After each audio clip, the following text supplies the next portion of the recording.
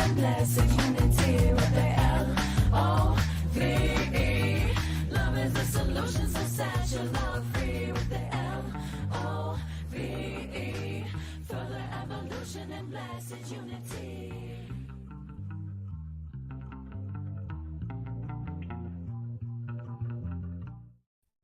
Good morning, self-lovers. Welcome back to the Self-Love Show. I am your co-host, Dawn Light, and my beautiful sister here, Trish Wright, is my co-host as well. And, if in case you're new to the show, welcome. And for those that are, our regular viewers, we're so appreciative of you. And we have an amazing guest today. And also, just in case you don't know, we are existing on all the platforms. So please go like, share, and subscribe. Go check out the YouTube channel, Facebook, all the places we exist, all the podcast platforms. It's so helpful because honestly, self-love is so important, and who doesn't want more of it in our life and more benefit of having deeper, richer, fulfilling relationships. So that's the goal here in the Self-Love Show, is to benefit everyone's life, to have greater capacity to unconditional love, because it's a wellspring inside your heart and your relationship with spirit. So without further ado, we have an amazing guest today. She is my soul sister. We've been friends for so long in our life. And 20 plus years at this point. And this woman has changed my life hands down. And I'm so grateful to have her on the show. So Gemini Ferrie, Rose Gold, welcome. And I'm going to read your bio really quickly to kind of introduce the show. So Gemini believes that most important skill in life is to know how to love and be there for ourselves through everything in life. This requires staying present with ourselves when it's most uncomfortable, challenging, and painful, because most of us weren't taught how to be a consistent source of love and support for ourselves. Most of us tend to abandon ship when difficult emotions and situations come up. We may try to run away from our experience by glossing over our emotions or use positivity to minimize what's present for us. We may try to numb through food, sex, shopping, TV, drugs, or a variety of other things. We're just trying to feel better. And that's all we've got. There's nothing wrong with this or with us. Our intention is good. It's our methods that don't work because they just cover up the issue momentarily, which makes the unpleasant emotion worse. The more we try to resist it, the way is always through. The real issue is that we're missing some key skills to care for ourselves emotionally when we may feel unsafe, unsure, scared, or uncertain. What if you learn to use challenging moments to access the loving, support, safety, and certainty you most need? What if there was nothing left to run away from inside? Beautiful. So Gemini Ferrie is a love and self-love coach who helps women access their own magnificent source of love within, guiding them to claim their beauty, power, and worth so they become the love they seek and attract it. Gemini's own journey of healing from early childhood trauma led her to discover her spiritual gifts and become an ongoing source of love and healing for herself, which grew into a passion to support other women in becoming their number one love as well. She's a graduate of the Spiritual Psychology Master's Program at the University of Santa Monica and was trained in RTT hypnotherapy by Marissa Peer in 2018. She lives with her husband and her 2 cats in Joshua Tree. Welcome. Thank you so much. Thank you. What a pleasure to be present here, sharing this space with you ladies. Yes. Hi. I'm so excited to have you on, since there's just I've heard so much about you. Sweet things. I'd love to hear sort of the biggest breakdown around how how people don't love themselves. What do you find the core of it is? Well, the core of it I see is that we're not taught to be in right, loving, healthy, connected relationship with ourselves. At home, we're not taught that in school growing up. We're definitely not taught that in university. So there's really no place for us to go and be educated in the most important relationship of our lives. And so, we grow up, we turn 18, we leave the house, we start a life, we date, we do all these grown up things, but from a place of just not having developed the kind of relationship with ourselves that is required to have a healthy, loving relationship with other people. And so we run into all kinds of issues, from the drama triangle where, we get into victim blame or, things like that. And so I would say that, that really the crux of it starts here with us, and really everything begins and ends with us. So, that's why I'm so dedicated to teaching people about this really core skill of, really loving themselves, because when you really love yourself, life works. And it doesn't mean that issues don't come up, that learning and growing opportunities don't come up. They will always come up. It's life. However, how we move through those is from that connected place inside. Mm-hmm. Absolutely. Our culture, society, world kind of belief structures really do teach us to not love ourselves. Like Exactly. there's a very codependent sort of structure that's in place. It's like love is sacrifice, so we sacrifice ourselves for love, and there are times when you must do that, especially if you have children.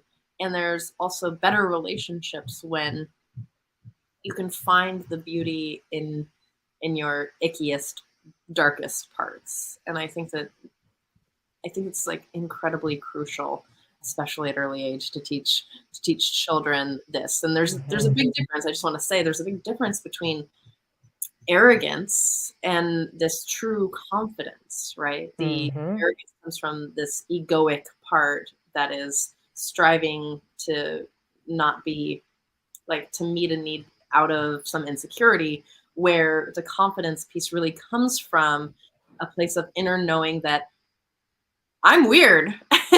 This is it. I'm not harming anyone, and I got this. Like, I'm just gonna find people who think that I'm cool. Like, confidence comes from knowing your inner self is worthy of love.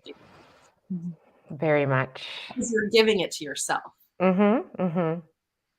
Well, and you're touching on the word worthy, right? There's so much issues are founded in a consciousness of believing that we're unworthy, and that's what sets up the whole structure of all these patterning that show up in our life, where we overgive, overextend, build resentment, or not have the capacity to show up for ourselves when we're triggered, and I loved that you mentioned in your wording around, people checking out or numbing through, food, sex, TV, like all these things, right? And it's so true. It's like it's the go-to for people a lot of time when it's too much, when it's too much to feel. I can't feel it. It's just too much. I'm overwhelmed by sensation, and I don't know what to do with it inwardly. And that's, we're not taught, and there's really foundational practices that one can do to come back to that and really check in. And actually it starts with just giving yourself permission to go, oh my gosh, be curious, like what's here for me, and then go actually explore it and, grieve, cry, feel the feelings, right? And Gemini and I share such a love of we're both USMers, and it's just changed our lives hands down. And it teaches you to be with these parts, the parts that are aching for the love, aching for the expression, aching for the understanding, whatever it is, it's a need. And so, yeah, tell us more about your understanding of like how it is to guide people in this way, and what do you find here about this? When someone's really aware, oh gosh, I am totally numbing. Now what? Yeah. So the number one concern and fear that I hear from women in the last 12 years, and these are really smart, accomplished women who are doing amazing in their careers. And what they tell me is that they are afraid of really letting themselves feel what they're feeling, what's, when it's uncomfortable, because they're scared that they're going to get swallowed up by their uncomfortable emotions, that they're never going to be able to recover from them, and the emotion is just going to take over them and their life, and they're not going to be able to function. And so they're just trying to like function. They're trying to just like stay accomplished and productive, and they perceive their uncomfortable emotions as getting in the way of their values, right? To be a productive, high accomplishing person. And so when they perceive their emotions against them, then that actually fuels this againstness, where they feel like they have to fight back. They feel like they have to defend themselves from their own emotions. And when you're defending yourself from your own emotions because you think that they're against you, that is the opposite of self-love. That's the opposite of love. It's againstness. And so, really, it's really the biggest misunderstanding that I hear from women. And so what I like to introduce women, there is absolutely nothing against you inside. Not possible. Not possible at all. No matter what it is, no matter how uncomfortable, how difficult, no matter how much the experience or the part of you feels like not matching who and what you want to be in the world, every single part of you is just needing love, and it is an expression of love or a call to love. Marianne Williamson talks about this, right? Like every expression, she says, is either an expression of love or a cry for love. And so that's how I like to see these different parts of us. When there's a discomfort, it's like, oh my God, there's a part of you that's hurting. And what do we need when we are hurting? Love. Right? We need love. And so that's where, I teach women how to use their most uncomfortable emotions to actually deepen their connection to their own source of love within. So rather than abandoning ship and going against them and trying to numb, in all these different ways, it's like it's about leaning in and placing your hand where you feel the emotion to make contact with that part of you, leaning in and bringing love to that part of you. And I love what USM says. Ron and Mary, from USM, the professors there say, that healing is the application of love to the parts that hurt inside. Healing is not judging yourself, criticizing yourself. Healing is not like numbing out, watching too much TV, like dating too much, like it's trying to distract yourself. No, love is about being present and connected and engaged, especially when we need ourselves the most. I know that you're sharing this because we're not taught to have emotions. Exactly. The blanket of a misidentification of stoicism, actually, that we're taught. It's like, oh, you have any sort of emotion other than happiness and you are bad, wrong, whatever. Crazy. Yeah. Actually, we're not striving for that. Like people will always ask me, are you striving? Are you like, you're striving for happiness? And I'm like, actually, no, I'm not striving for happiness. I'm just striving to be with. Like, I love that. Purely that. And I'm not going to make any emotion positive or negative. Like that's exactly. When we're taught that we can't have emotions, then we make them wrong. Other than that one, bliss, whatever that is. Yeah. But that's actually unsustainable because human beings, we have feelings, we've got pasts, we've got futures, we've got kids, we've got lovers, we got all sorts of stuff going on, and we've got human beingness. And when we're taught to meet our emotions, to actually be with them, be like, ooh, this is a big one, and to actually not abandon, ship, but not abandon yourself, and also just to be like, what is underneath this emotion? What is the emotion telling me? And to actually meet that part of yourself with such delightful compassion and curiosity, then it just sort of moves through rather quickly.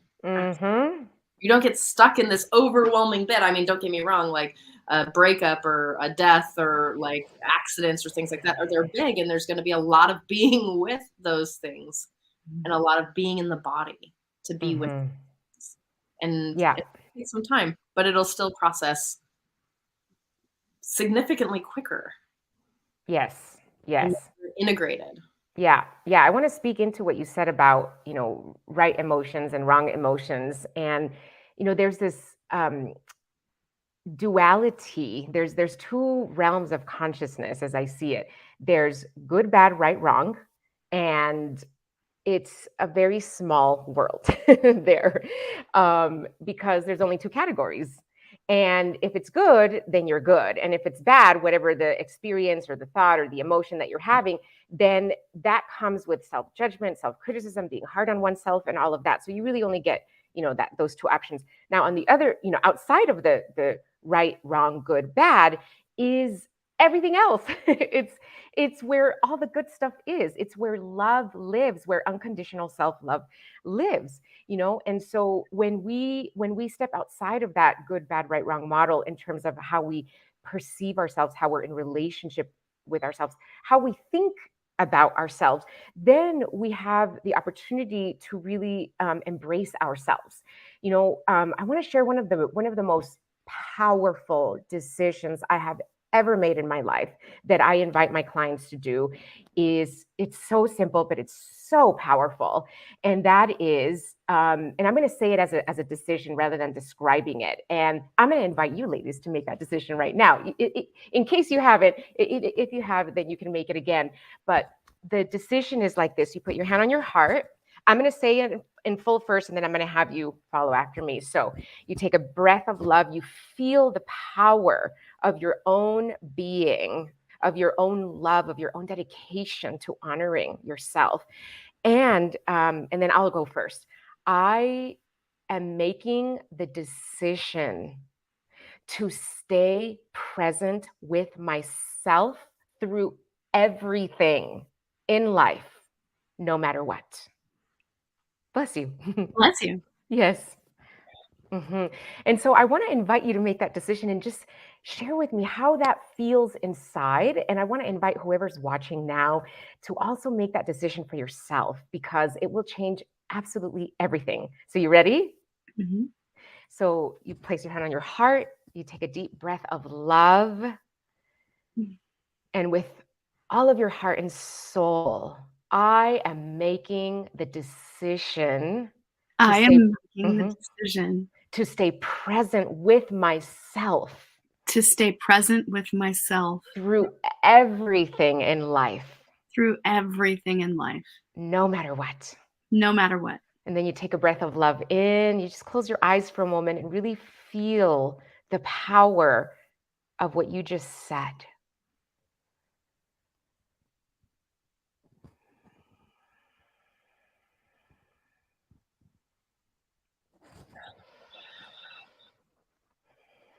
So that means no checking out, no more self-abandoning, no more, oh, I don't like this. Oh, this is too uncomfortable. I can't handle this. Of course you can handle it. Of course you can stay present. Of course. You have the capacity. That was beautiful. I mean, immediately it sourced a place of feeling whole. Hmm. And like the word wholeness came into my consciousness. And it really reminds me, like, a lot of the times what I remind myself when I go through a challenge, or I'm guiding my clients through a challenge, is I will say to them a lot of times, and to myself, I have all the inner resources necessary to handle this. And that's a really key component or ingredient to add to what you're saying, because it's reminding you, it's being present right here. I have all the inner resources. Mm-hmm. Absolutely. You do. Yeah. And you do too. How And was you that? do too. Yes. It can be terrifying to call someone in to step up for themselves. Oh, I'm going to launch into a diatribe. I'm so sorry. So these ways that we're taught to be humans on this planet are just so fascinating to me. Like I just can like nerd out on this. So men generally are taught to do this sort of thing. Like I'm never wrong. I'm in my, I've got this. Like this is easy. But women are taught to always refer out, to always give more, to always give parts of themselves. And so for their children, for their husbands, for their family, for their community, to give more and more and more until there's nothing left. And that's where we're told that our worth is in our service. And so I'm generalizing as a global community of what woman looks like. And I think that a lot of women still have that. I don't think that we still have that, but I think a lot of people, men and women, and everyone included, the whole world has these places there. And so to call someone in to stop abandoning themselves can often like short wire people, because then they were like, oh, who am I without that codependent piece? Totally. Who am I if this action of my love, which actually is mostly just a manipulation or a strategy to get your needs met that aren't, because sometimes might not be authentic, right? Like who am I without that? Am I worthy or lovable? And so when I'm sitting here thinking about what you said, and I'm like, oh, it's just so good. I'm gonna be here with myself. I'm not going to abandon myself here, because I can't. Well, because no one else will save me. Definitely not. Here. I think it's all inner work. Yes, like the Disney culture bit around relationships is like, oh, we need to be saved too. So when you're women, that you can be here, it is an incredibly powerful place. Absolutely. And to their personality, identity, ego, their life, all of those things. How does one not abandon themselves? Yep, and that's exactly the question that people ask. But how? But how do I do that? Don't worry, I got you. It's so unbelievably simple. It's mind blowing. It's not comfortable in the first second, because people have to get over that initial resistance. But ultimately, how to fulfill on that promise to yourself to stay present with yourself no matter what is, I have what I call the 1, 2, 3 emotional regulation exercise. Okay, so number 1, do it with me. You put your hand where you feel the emotion, and if you're not having an intense emotion right now, just put your hand where on your heart or on your belly, whatever you'd like.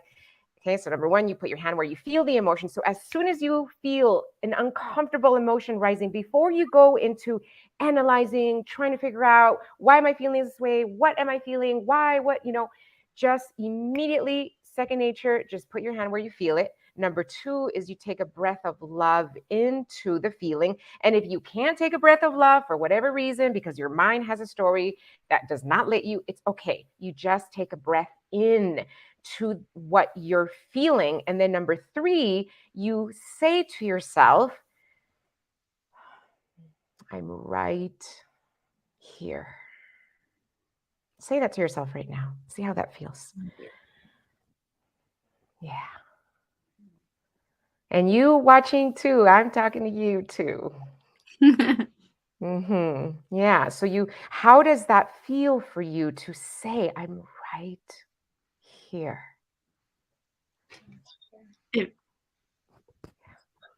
It feels great. Like I was literally just coaching a client of mine how to really repattern and work with this young one. And I was just literally guiding him yesterday on this very thing. Like, I'm right here with you. I'm right, as a nightly practice to tune into the bed, to call him forward and say, I'm right here with you. I love you. I'm right here with you. I love you. Because the truth is it goes so much deeper just than the wild emotion coming up in our consciousness, it actually is a part of ourself that's been abandoned so long, that it's an age stage or an imprint of something that occurred in your life. We'll just say the 3-year-old. The 3-year-old that never got attention or never got his need met, and there was a trauma attached to that, and then that kind of gets frozen in the psyche.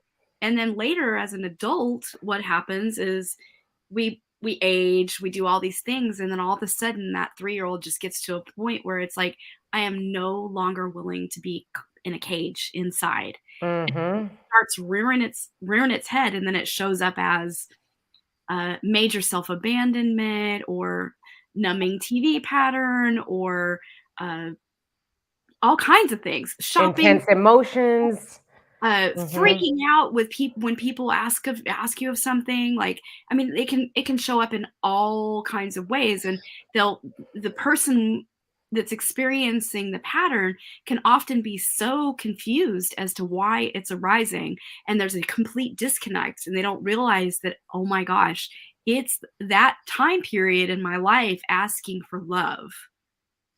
And so there's always a connection point to when there's a really big pattern showing up in your life. There's always an opportunity to follow it back and find out where it's at, what is going on, what were your feelings, and so I just want to bring that forward as an opportunity for our viewers, because that's the work, that's the inner work that comes along with feeling and being present with all our feelings. I'm glad that you said that, because I was just going to say, well, how does it get there?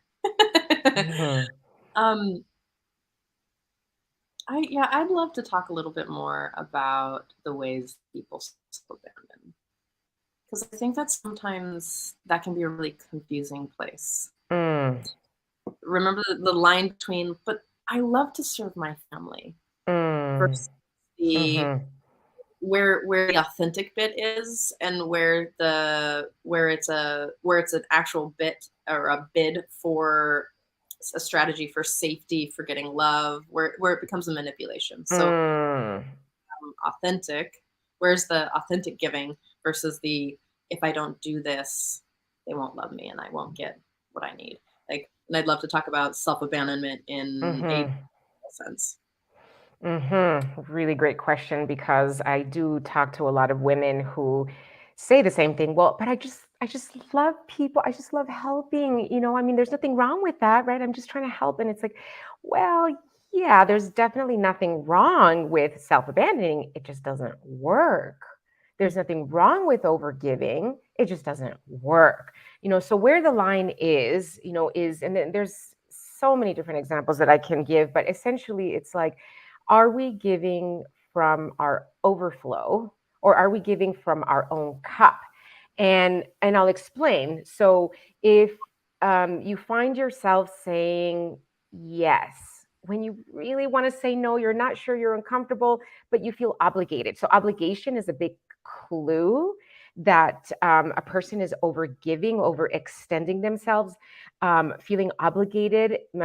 If they have a fear of what's going to happen to the connection, if they say no, the fear might be that the person might not love them anymore, might not approve of them anymore. And so that's where the trying to prove oneself, is operating, where like, I've got to do this so that this person can love me, accept me, see me as good, because if I don't, show up, then they're going to think this and that of me. And, there goes my reputation with that person. So it really becomes about upholding this reputation in others' eyes, and trying to manage other people's perceptions of you with the actions that you're taking. And that's extremely exhausting, because you don't get a break, you don't get a break. So there's that. And then also, when somebody has either a minor or a high level of obsession with somebody else's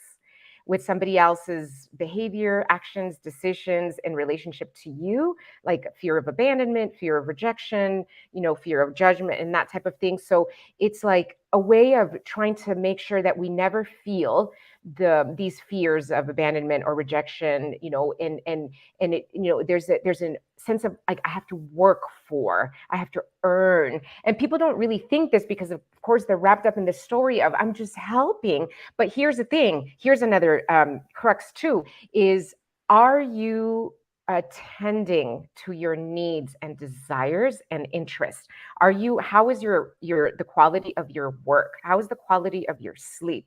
You know, how, you know, are you continuing to do the things that really fill your being, you know, that really your intellect and your heart and your, you know, all of your interests? Because oftentimes people that keep on saying yes, yes, yes, yes to others and are in a caretaking, you know, overgiving space, you see that their lives kind of tend to shrink, and they do less and less of the things that they really want to do, and they make justifications and excuses for themselves because being of service sounds so good, doesn't it? It just sounds so spiritual and good. Who could argue with that?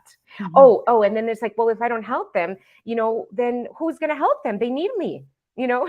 So there's a sense of like feeling needed, being needed, feels good to the person, and it's like a little bit of an addiction, you know, feeling good by being there for others while you're not actually being there for yourself. And so if you find yourself, you know, abandoning even partially, you know, your routines, your like, you know, your work or other important areas of your life, you know, these are all things that one can look into and see like, what are the underlying motivations here?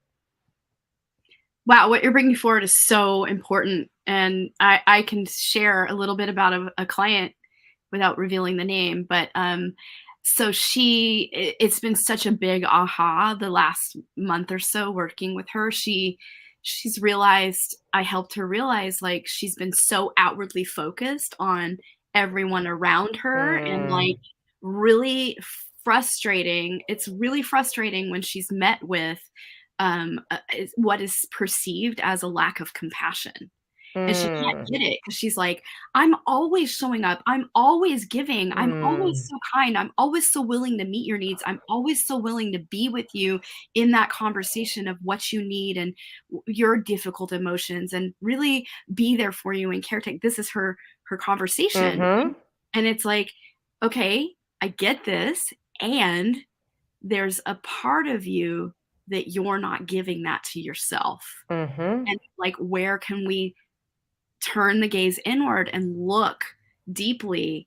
Because and she just wasn't getting it for a while, and I keep bringing it back to this conversation of like, where is it inwardly? Let's look, you know. And finally, in the last session, we had a major breakthrough with it, and deep tears and just like grief around, oh my gosh. And it was a complete realization around how she learned this strategy of being mother because she had to be mother to her mother. And from the parental dynamic of fighting and issues. And so she learned that it's not safe for me to feel my feelings. I have to caretake and be mother. So she adopted the strategy of mothering outwardly to get her needs met and to get her love. And so instead of tending to the well of what comes forward and being with, she decided to overextend, and then it's like it's not met in a way, it's not fulfilled in a way. And so she's relearning to like, oh my gosh, I'm like over giving, and I need to like make major adjustments in how I operate in my life. And when that difficult stuff comes forward, and then that's where I get to work. And it's like, here's the tools. These are the tools. Here's what you do when that stuff comes forward. You don't just go check out by making some food for somebody and giving it to them. You actually go tend to your own emotional needs, you know. So totally, there's an agreement as well, you know, that's made unconsciously from the overgiver, you know, of I'm going to abandon myself in all these ways that you should obviously notice, because I mean, I'm abandoning, look at how much attention I'm giving you, and this is so unconscious. But that's the agreement is like, I'm going to abandon myself and you better abandon yourself. And if you don't abandon yourself, I'm going to be angry at you. I'm going to resent you because it's not fair that I'm the one that needs, you know, the only one that's abandoning in this, connection, whatever type of relationship it is, whether it's romantic or not. And the thing also about that overgiving role, that caretaking role, it always attracts somebody who is under functioning, Yes. that needs a parent to take care of the things that they just don't want to, are not ready, aren't willing, haven't learned, and so, and that is codependence. That is, both people are self-abandoning in a very deep way. And then of course there's a range here, but ultimately, the solution starts with making the decision to put ourselves first. And this is really hard for people that want to overgive, because it's like, well, I don't want to be selfish, and like the worst thing that an overgiver wants to be identified as is selfish. But it's like, you've got, like, people have got to embrace that sort of selfishness. And what happens, when we start over here in a role that does not work for us, whether it's codependency, overgiving, whatever the case may be, and we decide, okay, I'm going to put myself first here now. I'm going to be in a healthy, loving relationship with myself. I'm going to give to myself first and not abandon. What happens is that we tend to kind of overcorrect, and then we may be, a little bit selfish, or very, very selfish sometimes. And that's okay. That's part of the process of course correcting. We're not going to get it perfectly. And so I think a really important thing when we're making the decision to get out of an unhealthy pattern, an unhealthy role in any relationship, is to accept, to give ourselves grace in that course correction, and to know we're going to swing a little bit too far over here, and then we're going to get back maybe just a little here, and we're going to do this until we find our way, and all of it is okay, and we can love ourselves and have compassion for ourselves through all of that growing process, because that is exactly what it takes to grow and to evolve into a completely different healthy role that is not the one that we were trained into as children.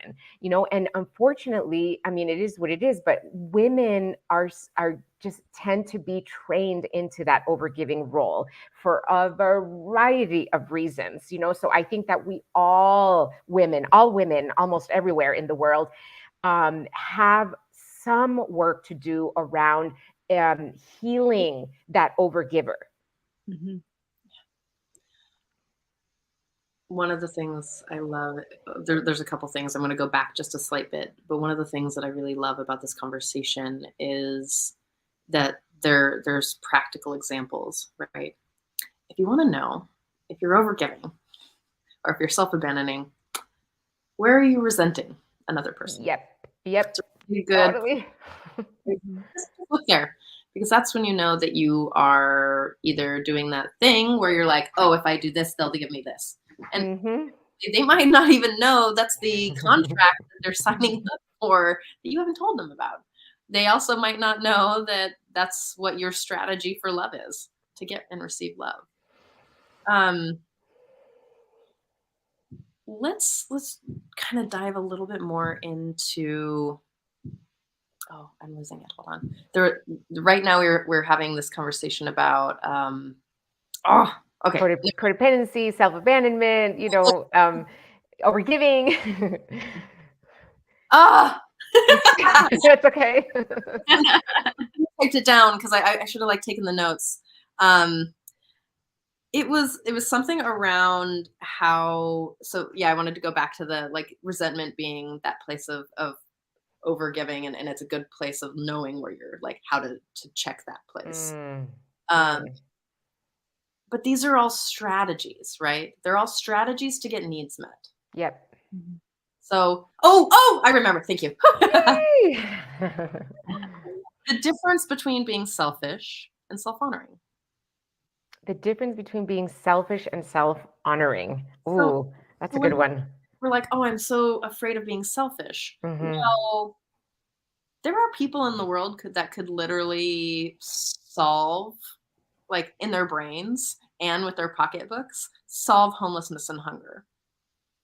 They could literally solve probably cancer and other really dramatic and harmful illnesses. And because they don't see purpose in it, how it's sustainable, they choose not to. I think that is a selfish move. If it becomes if it comes at the expense of others, I think that could be pretty selfish. Now, if I'm like, oh, I can't give money right now to people on the street because I don't have it myself because I can't care for this being or my family, that's a self-honoring choice, right? There's a difference between selfishness and self-honoring. There's a difference between um, self-centeredness and the place of being sort of just giving to the point or serving from the authentic place. And that's what I'd love to launch into. So, self-centeredness, selfishness, toxic selfishness feels like I care about my needs. I care about my thoughts, my feelings, what I want, what I desire, and when. And I don't really think about anybody else's needs ever. They are responsible for themselves, and each to each their own kind of thing. And there's no effort in showing up for others. There's no effort in being interested in others and being generous and giving and uplifting others. It doesn't have to be with money. It could be with money, not money. It doesn't matter. But it's really about the energy. Then there's the selfishness that, say, a person who's an overgiver can identify, and that is like, I'm actually focusing on myself. I'm taking time to explore, who am I? What do I need? What do I want? What's important to me? What do I value most? What do I require to be a fulfilled person in all the areas of my life? How do I require to be treated? What do I require of myself in terms of how I take care of myself mentally, emotionally, physically, sexually, in the different contexts of my relationships? What do I require, in my mission, in my work, in my career? And it's really getting clear about those things, and then making consistent decisions to respect and honor and uphold those things that we have identified are important to us. And that is extraordinary self-respect. And that is exactly what a lot of people in overgiving call selfishness, because it requires a whole lot of focus, loving focus, attention, and curiosity into oneself in order to get those answers. And from that place, then, when we're taking care of ourselves, when we're respecting what matters to us, and making, the effort to invest in those decisions, whether they're difficult, whether we have to learn new skills, be outside of our comfort zone in service to honoring what matters to us, then, we are generating, extra energy, extra love. And then we are feeling so connected and so fulfilled because of the way that we're taking care of ourselves, that then we want to, give to others from that overflow by, giving guidance, encouraging other people, acknowledging other people, celebrating other people, asking elevated questions to people that we love and care about, so that they, to help them identify, some of the same things that we've identified for ourselves, being a source of support. How can I love and be there for yourself? And so that really comes from a sense of love. But when we're asking, what can I do for you? How can I be there for you? How can I love you? From a place of depletion, that's self-abandonment. Mm-hmm. Beautiful. So true. Yay. Yes. I was just going to say, it's an adjustment from, a lot of times there's a judgment on oneself, afraid of being selfish. And then that can create the sense of overgiving or self-abandonment because they're being judged as selfish, but also, or they're judging themselves, or they feel they've judged themselves harshly. And what I was going to say is, when you make self-honoring choices, and that goes along with what you were saying about the values, when you lean into making self-honoring choices, you then, it opens this, like, the field of possibility and loving, but your self-honoring choice will always be honoring of others as well, because that's really the honoring the soul, and And when you honor the soul, you're honoring God, you're honoring all parts of life. And so there's alignment that comes from that choice.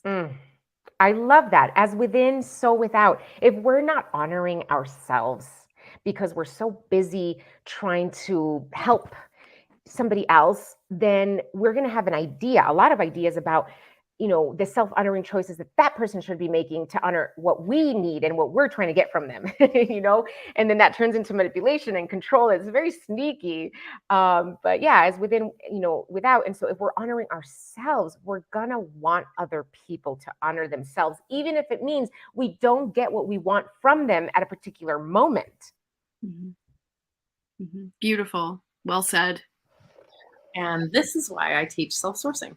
Ooh, nice. Because it's incredibly important. So here's the thing, is like, I do not believe, like, this is not a belief that I hold, that we can do it all ourselves. That is not something I believe. We can't meet all of our needs. We can't, but it's a great place to self-source first, so that I'm not depleted, but I can come to someone, I can teach my clients so that they can come to their people and be like, hey, I did all of these things to self-source my needs for connection, safety, and love. I feel so much more grounded, and I still want depth and safety and connection with you. Is there any way that we can collaborate and co-create reality together? And oftentimes they're wildly surprised that it actually works. I'm like, yeah, because people want to know that they're not, like, the pressure of being someone's everything, that you're my house, my home, my safety, my security, it's like, oh, I mean, there's some people who have capacity to do that and stay with their own being, and a lot of us don't have that capacity. So we're taught to burn out, like I see a lot of my friends burning out because they're like in high, tech jobs, or maybe they're entrepreneurs and they just don't have enough support. And it's like, oh, is this where you're self-honoring? Is this where you're being with yourself when you're pushing too hard? And then you have to take like months off. I'm speaking for myself here. I was like, oh, I should probably rest. It's like, that's a self-honoring choice to learn to rest, not to burn out or to die, or to be forced by your body to do the thing, to rest. So it's these places where we get to learn. And again, this is a practice, y'all. We get to learn to self-source our needs, to really not abandon ourselves in the core of our wants, needs, and values, and to show up with our friends from the full place, or our loved ones, or our family, as much as we can, right? It's a practice. You're going to keep coming back to it. Don't worry. We've been running this show for 3 years, and there's a zillion tools to help you come back to this practice of love. I'm curious if there was anything else that you wanted to teach real quick. Yeah, I want to dive deeper into that 1, 2, 3 emotional self-regulation exercise, and you can just leave the screen with the 3 of us so I can see you. Awesome, yay. So yes, when an uncomfortable emotion is coming up, you do not need to know what the emotion is. Oftentimes people tell me, well, I need to know what I'm actually feeling before I can actually be there for myself. And it's like, no, that's the mind speaking. You don't need to know the name of the emotion. You could have 3 different emotions and not know why on earth you're feeling them. You don't have to know what triggered them. You don't have to know anything about what you're feeling and why. The most important thing is that you're feeling something uncomfortable, something painful, something difficult, and you immediately want to put your hand where you feel it. Number 2, you want to take a breath in, or a breath of love into what you're feeling. Number 3 is you say to that part of you, I'm right here with you. And you take another breath and you just be with that part of you without trying to fix, without trying to resolve, without even trying to understand. And if you're watching now and you're doing that with me now, let's go deeper. So as you are being with a part of yourself, it could be an emotion, that you've been feeling that's been a theme for you in your life. It could be an emotion that you've just had recently, somebody triggered you for whatever reason. And so as you keep breathing into this part of you, just notice what it feels like to just lovingly be with this part of you. And I want you to imagine this, the part of you that's having this uncomfortable emotion, I want you to imagine it as a little child version of you. You don't even have to know the age. You don't have to try to figure that out. If it comes to you, fantastic. But essentially, you want to see this part of you as a hurt little version of you, child little version of you. And you want to imagine that you, as the adult, are becoming the loving parent to this part of you by simply loving and being there for this part of you. You know, oftentimes when we're hurting, we don't really need a solution in that moment. We don't need somebody to analyze our problems. We don't need to get to the bottom of things. We just need to be held. We need to be able to feel what we're feeling. We need to be able to cry even sometimes.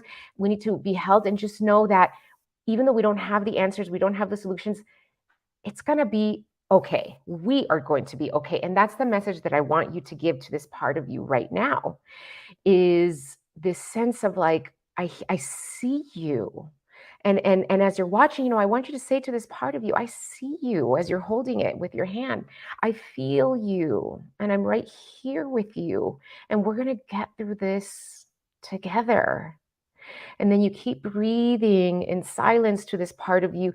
And essentially what you're doing is you're offering a space of love and safety for this part of you that's going through something difficult, to be held in, to be held by you with no mind, no judgment, no criticism, none of that.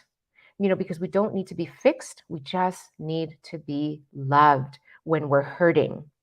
And so now I want to invite you to hear out, to just be in silence and see if there's anything that this part of you that you're connecting to right now, if there's anything that this part of you wants to say to you. See if there's anything that this part of you wants you to know about how it feels or what it needs. And you just listen, and you may get something or not. Don't try to figure it out. Don't try to get an answer from this part of you. Just listen to the silence of your own breath as you're with this part of you, holding it as if it was the little child version of you, and just listening to the silence within until it says something. And it could say something in the form of a picture, a movie in your head, a feeling, an inner knowing. And so I'm just going to give you a few moments right now of silence to just really listen. And if that's come into your mind, it's okay. You just keep listening to the silence of your own breathing to give this part of you space to speak to you.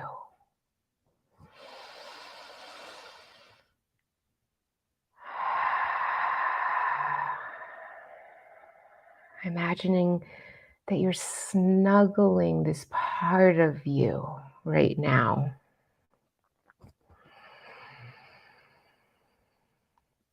Breathing love in, or just breathing in to this part of you.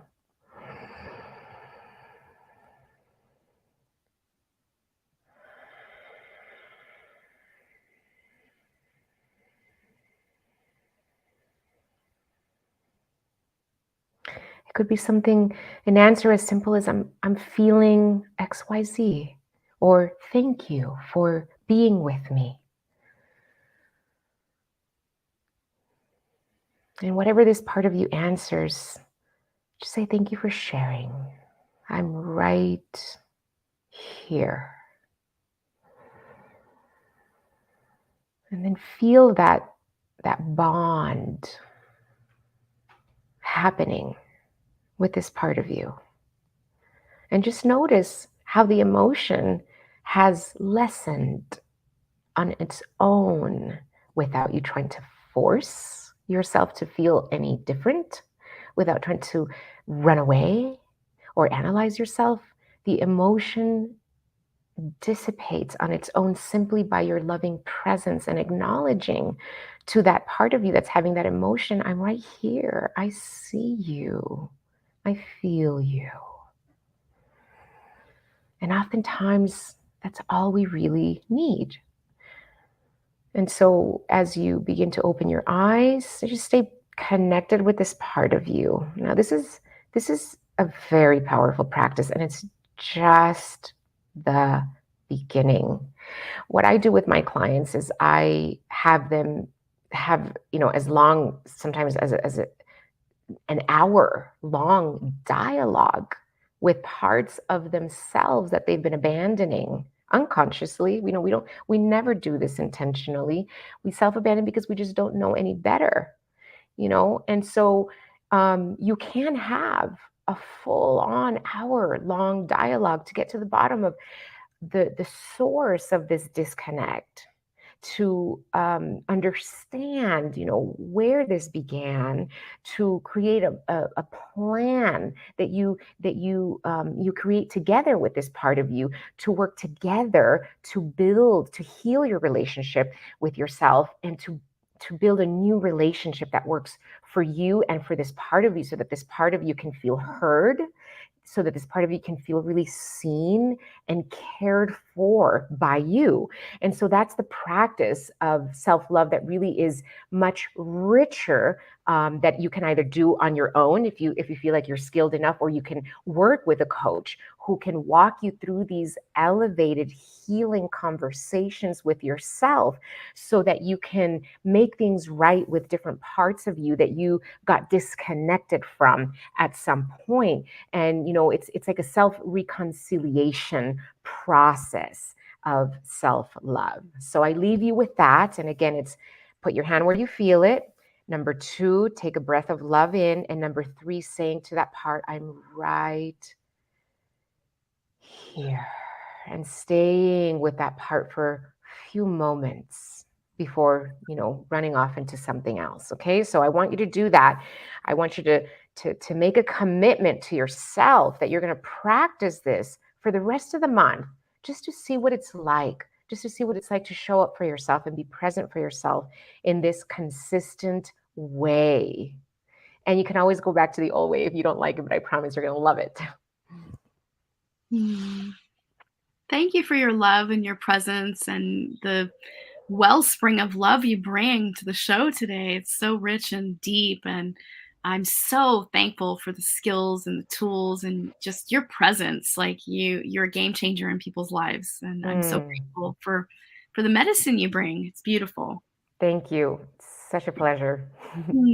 Yeah. To work and where to find you. Yes. So my website is lovecoachforwomen.com. And you can also find me on Instagram at lovecoachforwomen. I post a lot of great stuff on there to teach women, help women how to get deeply connected to themselves, how to be the love that they seek in with a man, right? Because we've got to be what we seek first. Otherwise, we get into neediness and caretaking and self-abandoning and settling for less, and that all of those kinds of things. And so I'm really a stand for women honoring and loving themselves to the degree that they wish to be loved and honored and celebrated by a man. Beautiful. So excited for the women you work with. It's really fantastic. It's really fun work, really fun and rich and life-changing, and just makes everything better in life to love yourself more and more and more all the time. It's true. So true. Oh, well, thank you so much for being on the show today. What a rich experience you've brought into our world and given us very valuable tools. Thank you. You're so welcome. Such a pleasure to be here. Thank you so much for the beautiful invitation to have this elevated conversation with you ladies. I'm so glad to meet you. Yeah, totally. About how I just just wanted to give a shout out for those that are curious and want to know. I'm hosting a 4-day free Sovereign Queen activation on August 15th through the 18th. And, if you're a woman that has experienced really unbalanced situation in your relationships or marriages where you felt like you're overgiving and there's resentment, or it's just a long-standing pattern and you just don't know you've seen it in other relationships and now it's in the relationship you're in now. If you're a single woman and you've struggled with relationships, period, because there's so much trauma and patterning, it really serves women in investigating deeply in what these things are and how to really create a major shift and complete big material that's really in the way of you having the relationship you're asking for. And you don't have to end your relationship to do that. You can transform it and, in fact, even create a role reversal in your marriage or relationship if that's what you want. Because the thing is the love is there, the foundation is there, but the patterns are surfacing for you. And so if you're ready to take a deeper dive and learn more about this and really experience yourself as sovereign queen so you can embody that energy and have that energy present in your relationship, your love life, that's most important. So I invite you, the link will be in the chat. It's for those listening, it's https://tinyurl.com/queen activation. And so I'll say it again. So it's tinyurl.com/queen activation. And it's on August 15th through the 18th. And we would love, love, love for you to join us. What are the times that you're at 4 p.m. Wonderful. PST time zone. Mm-hmm. Oh, that sounds amazing. It is amazing. It is amazing. And I'm going to give away prizes every day. If you participate in the challenge all the days, then you're going to get there's a huge grand prize at the end. So I'm going to it's a surprise, but it's worth participating. You're going to get so many golden nuggets of goodness, and there's prizes daily. So why not? It's all free. Yeah. And I just want to say too, that I've received your extraordinary, exquisite USM love, support, Dawn, and you are so powerful, so right on point. And so I know that anybody that works with you is really going to have a really important and meaningful life change. So if you feel drawn to Dawn and going to this activation or working with Dawn, definitely do it. Have a consultation with her. She's a very powerful woman. Oh, thank you so much. I can say the same about you and Trish. Like we all are. Three powerful ladies in the house. Yes, we're all doing the work. So if our work speaks to you, please reach out to us, because I can share the same testament for you, Gemini. Your work has enriched my life immensely. I mean, we've been friends 20 years plus, and I honestly, you've changed my life hands down just through your awareness and your gentleness and your coaching approach. And I mean, you've helped me blossom in my own business and coaching, and inspired me immensely. So I know that you do the same for others, because you've impacted my life personally that way. So thank you. Beautiful. And I look forward to getting to know more of the power and the gifts that you have, Trish, with your sex coaching. Oh my God. Trish is epic. Awesome. I bet. I can testify for Trish. Trish has really been a game changer in my life too. She's got such radical, deep listening skills, and she's very, very attuned to really helping you with a gentle approach to unearth what's underneath. So she's very skilled at that. And thank you, Trish, for just being in my life. And I love you so much. And I'm just so lucky. These ladies are amazing. Sisterhood. That's the cool thing about having a bunch of coach friends or therapist friends, is that you get not only their work, but it's changed my understanding of friendship. Friends are people who really call you in to your work and you out when it's necessary. and take a stand for what you say you want, and to help you see your blind spots, and to have fun with. But Totally. my priority here. So you have also been very impactful for me. And that's the cool thing about having individual styles, individual learnings, individual like places where we've gathered information from. It might be the same tools, but it's packaged in a different way. And I primarily work with men, actually. Ah, I have a program called the Man of Dignity where I walk men through deepening their empathy, deepening their connection to their body, their feelings, their really connection to their life, and to cultivate a legacy of love in the world rather than whatever else they're doing. And it's been really profound to walk with some really powerful men as they transform their lives and the lives of people around them. So, and beautiful. sometimes it's sex coaching and sometimes it's just coaching. I would love to give a big shout out to all of our sponsors and people who are running us out. So KPFZ for running us out on 88.1, Love Coach Academy, Global Peace Tribe, Scott Katamas, our amazing team, Russell and Roy, for just, I don't know, making all of this happen, all of the graphics, all of the everything. So grateful. Week, like just being the big supporters, and it's so nice to support their lives too. If you ever want to listen in, our calls are mostly like, how's the kids and how's the relationships? And it's so good. Anyway, thank you for all of that. And Gemini, thank you so much for your time and Such a pleasure. Thank you. wild effort in the world to get to the place you are here now and to be a stand for love in the world. Yes. All love to you, Dawn. Thank you, ladies. Thank you, all the viewers. Have an amazing week.